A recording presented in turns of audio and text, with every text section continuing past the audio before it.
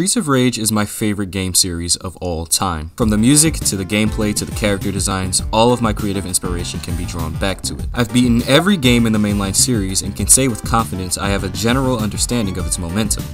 Or lack thereof.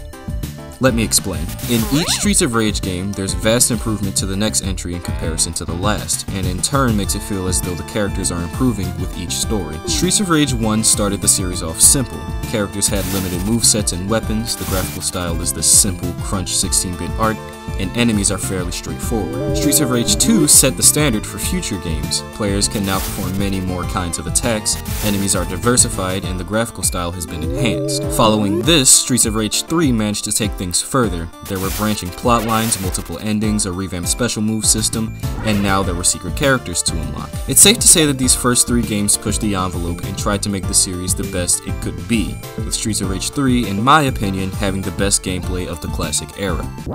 But the story doesn't end there. Released 26 years after the third game, Streets of Rage 4 launched with stunning visuals, intuitive gameplay, incredible enemies and bosses, and later down the line, DLC content.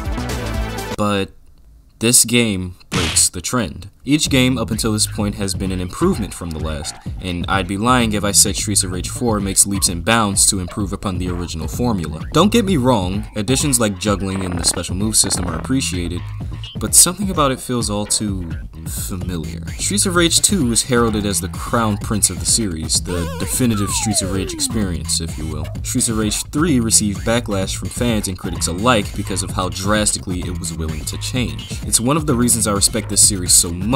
It wasn't afraid to take risks. Streets of Rage 3 attempts to tell a narrative, and although sloppy and baffling in its execution, you can definitely see that there was an attempt. However, Streets of Rage 4 is more of an improvement of Streets of Rage 2. Both games have running exclusive to one character. Both games feature a similar special move system that consumes health. Streets of Rage 2 has a soundtrack inspired by House, and Streets of Rage 4 is inspired by Streets of Rage 2.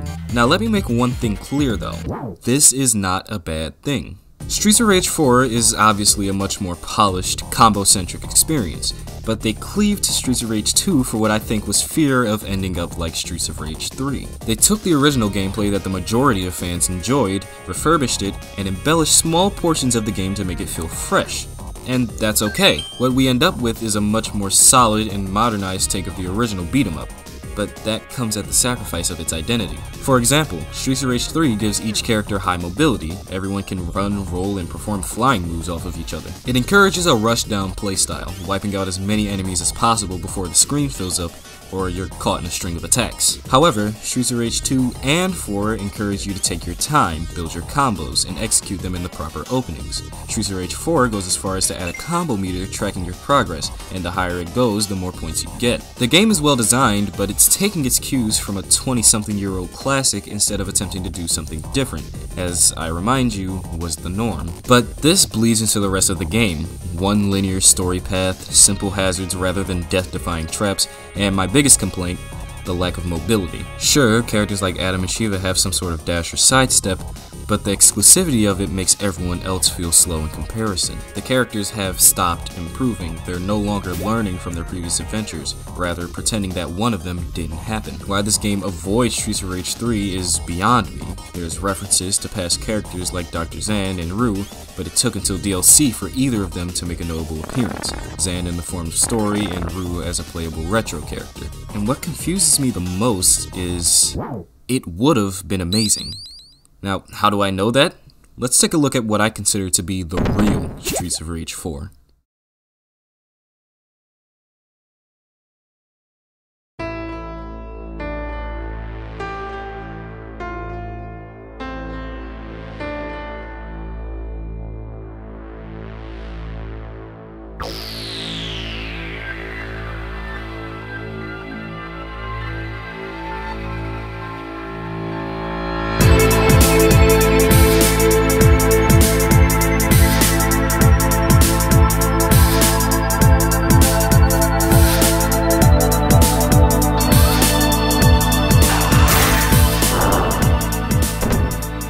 Streets of Rage Remake, a fan game by Bomber Games that pushes the original Streets of Rage formula to its limit. Unlockable characters, new moves, better difficulty tweaking and functionality, a plethora of options, this game leaves no stone left unturned. It takes everything the past Streets of Rage games have and cranks them to the maximum, while adding dabs of originality here and there to keep veterans interested. Twisting and turning pathways, vehicle sections, custom levels, this game truly has no shortage of content. But I will say, if it had juggled, this as a fan game arguably does more than what we see in Streets of Rage 4. Not to diminish the official sequel though, I still enjoy it, I just can't stop thinking it could have been more. Streets of Rage Remake makes itself the best by incorporating every piece of Streets of Rage media, going on even to inspire some of the things we see in 4. By embracing everything and not just Streets of Rage 2 with some flirtation of the other two games, it pushes past all expectations. Credit where credit is due, it took years for the game to get to the point it's at, releasing all the and apparently screwing over the modding scene wholly. All of this to say that despite the finely crafted experience, Streets of Rage 4 creatively is a bit of a letdown. But I am not saying that this game is bad. It has its flaws and issues like any other game, but what we are left with is a more than serviceable masterpiece. To complain about this game not having more feels a bit selfish if I'm honest. Tons of love, effort, and care has obviously gone into this project. So what I want to leave you with is this. Take risks. Don't be afraid to do something different. Make your own mark, your own identity. To quote Shuri from Black Panther, just because something works doesn't mean that it cannot be improved.